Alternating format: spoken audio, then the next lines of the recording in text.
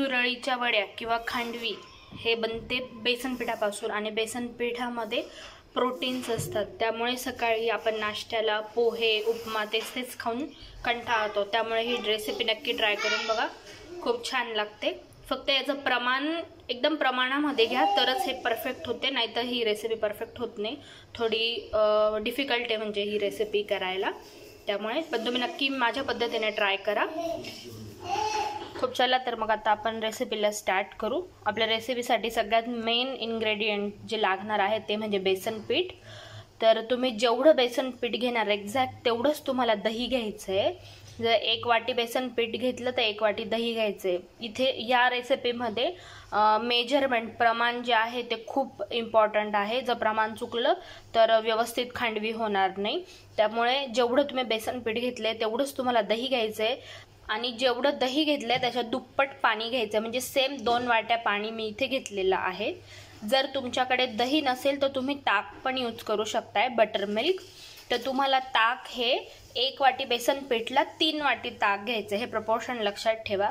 जसे मी इथे 1 वाटी बेसन पीठला 1 वाटी दही आणि 2 वाटी पाणी घेतले, तसं ताक तुम्हाला 1 वाटी बेसन पीठला 3 वाटी ताक घ्यायचं आहे।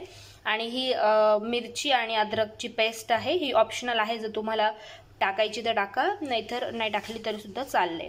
तर चला आपण आता प्रोसेस बघूया रेसिपीची। आता मी इथे बाउल घेतलं एक, त्या बाउलमध्ये आपण आधी बेसन पीठ टाकणार आहोत, कोणी याला चणा डाळीचं पीठ पण म्हणतं। त्यानंतर आपण यात दही टाकून घेणार आहोत। हे माझं घरी बनवलेलं दही आहे।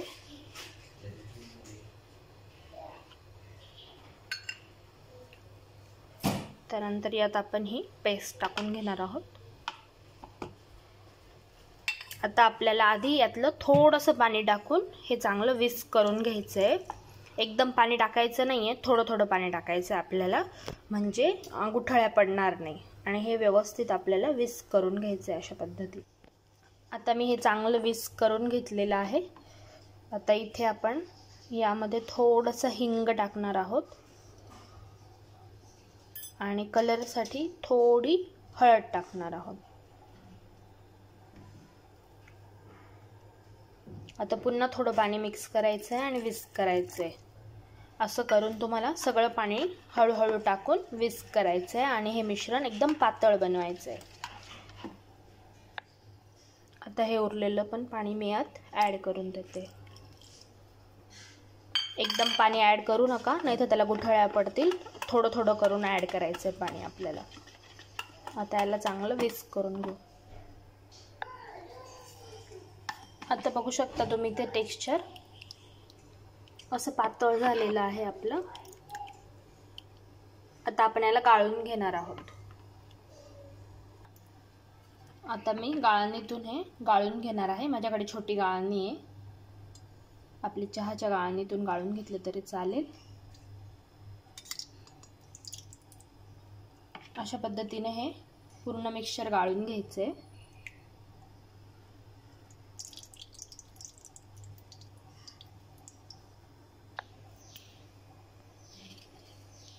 या पद्धतीने आपल्याला पूर्ण मिश्रण गाळून घ्यायचे।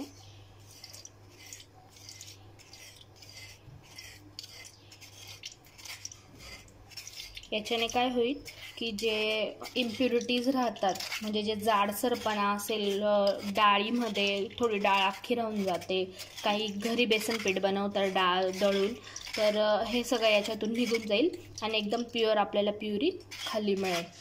आणि आपण जे यात अद्रक लसूण टाकले, आता त्याची टेस्ट आपली याच्यामध्ये उतरली आहे मिक्सचरमध्ये, त्यामुळे आता हे आपण काढून घ्यायचं आहे। हे ॲड नाही करायचं आहे, की तुम्ही नंतर कोणत्याही भाजीत वगैरे ॲड करू शकताय।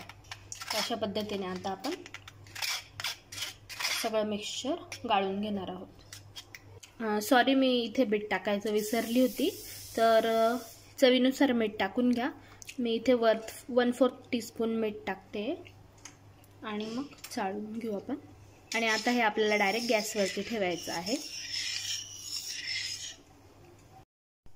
आता हे मी गॅसवर ठेवून घेतलं। आता आपल्याला गॅस ऑन करायचा आहे। आपल्याला लो फ्लेमवरच याला शिजवायचं आहे आणि कंटिन्यू चाळत राहायचं आहे. अजिबात 2 मिनिटासाठी सुद्धा त्याला सोडायचं नाही, नाहीतर ते खाली लटकून जाईल. आणि कंटिन्यू चाळायचं आणि गॅसची फ्लेम बारीक ठेवायची, एवढं लक्षात ठेवा. आणि कंटिन्यू चाळत राहायचं. आता 5 मिनटं झाले मला. तुम्ही टेक्स्चर बघू शकताय. कंटिन्यू स्टिअर करत राहा, याला हलवत राहा. अजिबात 1 मिनिटासाठी सुद्धा थांबायचं नाही आहे. तुमचा हात दुखेल, पण थोडे पेशन्स लागतात या रेसिपीसाठी. साईडला लागलेलं पण असं काढून घ्यायचं आहे. तुम्हाला 10 ते 15 मिनटं लागू शकतात हे होण्यासाठी, डिपेंड. आता मला 5 मिनटं झालेले आहेत. आपण अजून बघू. हे बघा, असं हे आता घट्ट होत जाईल.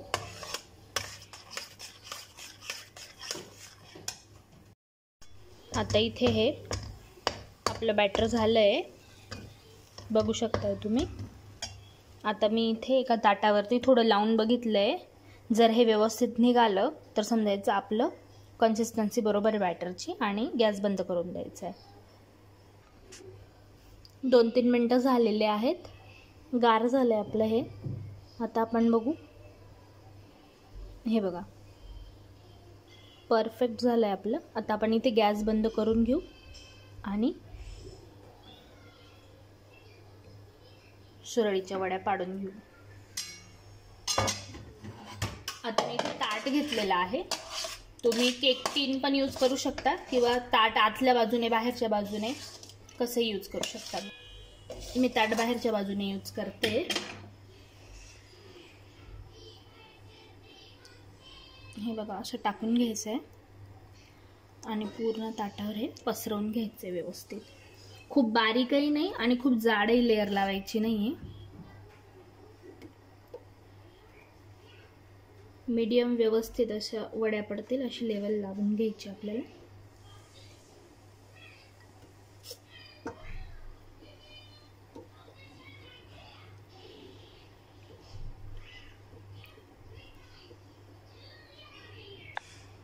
तर अशा पद्धतीने मी सारण लावून घेतले. आता याला गार होऊ द्यायचं 5-7 मिनटं. त्यानंतर आपण याच्या वड्या पाडून घेऊ. आता आपलं हे छान गार झालेलं आहे. मी आता याच्या वड्या पाडून घेते. तुम्हाला जेवढा डिस्टन्सने कट करायचं तेवढं करा.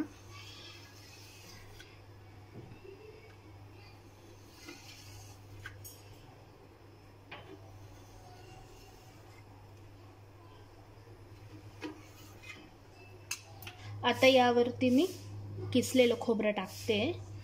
हे ओलं खोबरं वापरलं आहे मी. तुम्ही कोरडं खोबरं वापरलं तरी चालेल.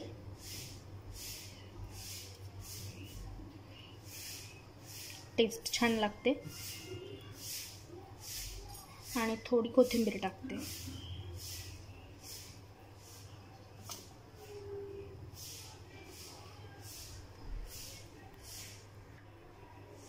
आता आपण हलक्या हाताने ह्याला गोल गोल करून घेणार आहोत.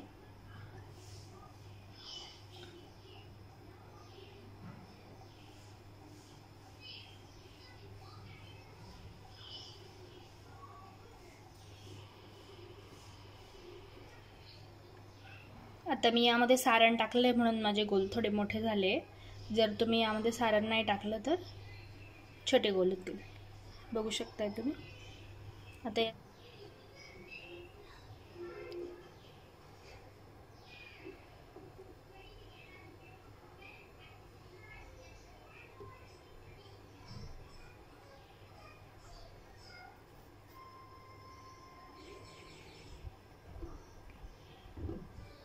व्यवस्थित स्टार्टिंग करायची बारीक याच्याने, म्हणजे ती आपोआप पुढे काहीच करायची गरज पडत नाही. एकदम हलक्या हाताने पुढे पुढे ढकलायचं आणि छान अशा वड्या पडतात.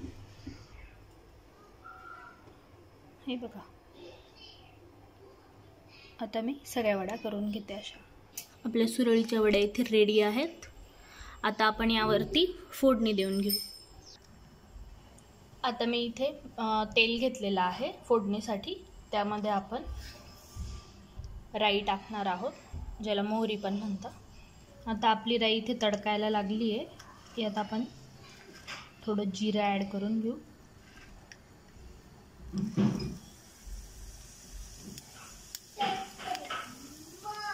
त्याचसोबत मी इथे कढीपत्ता आणि बारीक उभी चिरलेली मिरची ॲड करते तडक्यासाठी.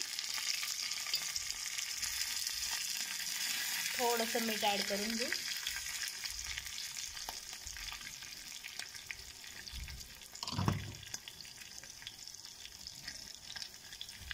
थोडंसं हिंग. आता आपल्याला हे आपल्या खांडवीवर किंवा सुरळीच्या वडींवरती फोडणी द्यायची.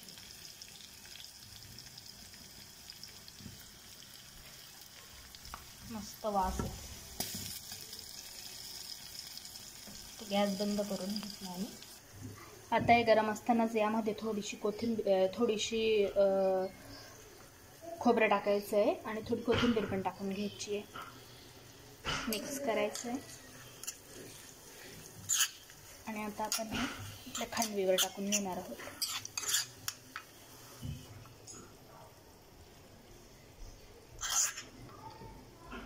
बघू शकता तुम्ही,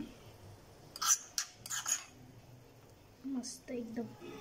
याला खांडवी किंवा सुरळीच्या वड्या पण म्हणतात.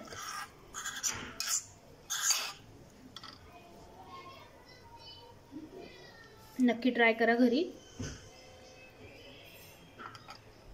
तर आपले सुरळीच्या वड्या रेडी आहेत. छान होतात हे खांडवी.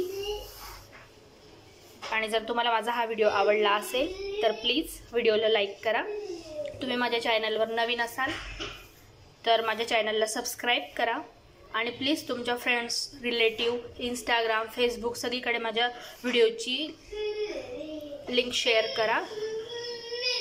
आणि सबस्क्राईब केल्यानंतर बेल आयकॉनवरती क्लिक करायला विसरू नका, म्हणजे तुम्हाला माझे नवीन नवीन व्हिडिओज बघायला मिळतील. थँक्यू.